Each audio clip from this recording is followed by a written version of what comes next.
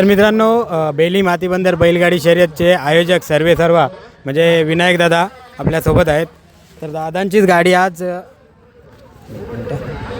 गाडी आज फायनलमध्ये द्वितीय क्रमांकाचे मानकरी, त्यासाठी प्रथमतः दादा खूप खूप अभिनंदन. थँक्यू. आणि 7-8 बंदरामध्ये बिना काठीला सुद्धा आपली गाडी 2 नंबर आलेली. तर काय सांगशील, आजचं आयोजन तर तुझंच होतं आणि ही संकल्पना एकंदरीत कशी आली?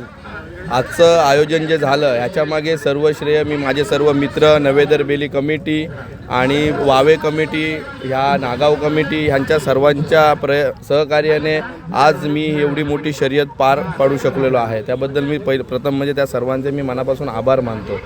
आणि शर्यत मोठी घेण्यामागचा विषय असा आहे की मी प्रत्येक ह्यात 2-4 वर्ष शर्यती बघतो आहे की समुद्र ठिकाणी ज्या शर्यती होतात त्याच्यामध्ये खूप मोठी मोठी बक्षिसं दिली जातात, त्याच्यामध्ये हिंदकेसरी ह्या शर्यती होतात. पण माती बंदरकडे जर आपण बघितलं जातं तेवढं गांभीर्याने बघितलं जात नाही आहे.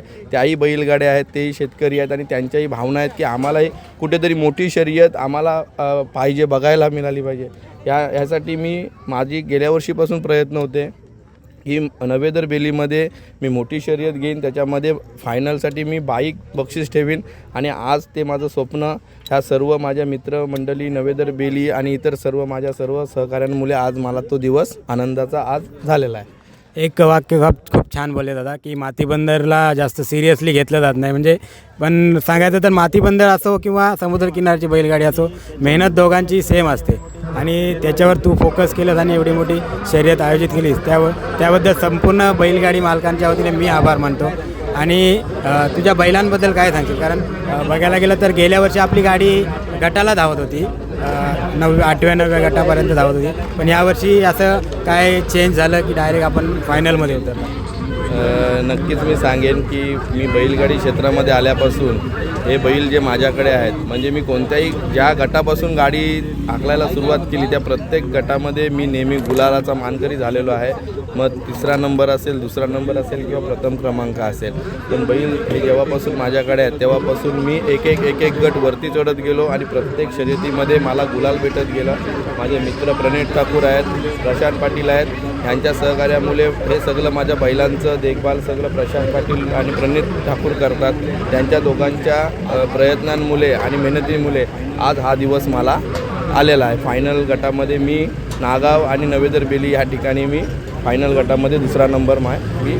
आणि ही जोडी कुठून केली? एक बैल तर मला वाटते उसरचा आहे आणि केदार मरावडींपैकी आहे. त्यांच्याकडून आपण यंदाच्या वर्षी पावसामध्ये तो बैल घेतला.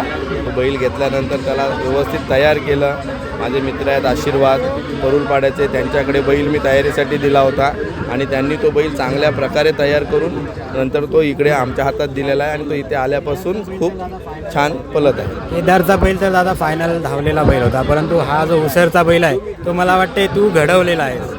नक्कीच उसरचा जो बैल आहे हा पहिल्या गटापासून आज फायनलच्या गटापर्यंत धावत आहे. 3रं वर्ष झालं तो बैल आज माझ्याकडे आहे आणि खरंच मी तो बैल घेतला आणि त्या बैलाने माझं खूप या बैलगाडी क्षेत्रामध्ये नाव मोठं केलेलं आहे. बैलाचं नाव छब्या आहे आणि बैल खरंच खूप सुंदर पळतो आणि बैलाने माझं या बैलगाडी क्षेत्रामध्ये खूप मोठं नाव केलं. मला वाटतं अशोक मामांकडून घेतलेला ना बैल, अशोक शिंदे. हा तर दादा शुभेच्छा तुला. आणि पुढे काय अशाच पद्धती शर्यत पुढल्या वर्षी काय स्वरूप असेल थोडंसं? नक्कीच मी पुन्हा एकदा ही माझी जी नवेदर बेली कमिटी आहे बैलगाडीची, माझे सर्व मित्र आहेत, ह्यांना पुन्हा विश्वासात घेऊन मी आणखी पुढच्या वर्षी कशी आपल्याला शर्यत मोठी करता येईल, आपलं आयोजन कुठे आपण कमी पडतो आहे किंवा कसं बदल करता येईल आणि त्याच्यामध्ये कसं चांगल्या प्रकारे आपल्याला नियोजन करून चांगली मोठी शर्यत करता येईल ते मी नक्कीच ह्या शर्यतीपेक्षा मी पुढच्या वर्षी शर्यत जी ठेवेन ती नक्कीच मोठी शर्यत असेल.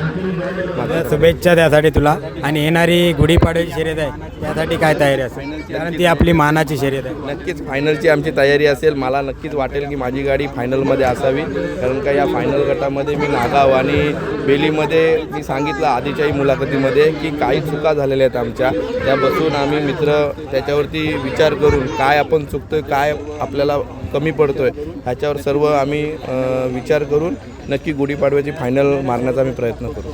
तर येणाऱ्या शर्यतीसाठी तुला खूप खूप शुभेच्छा.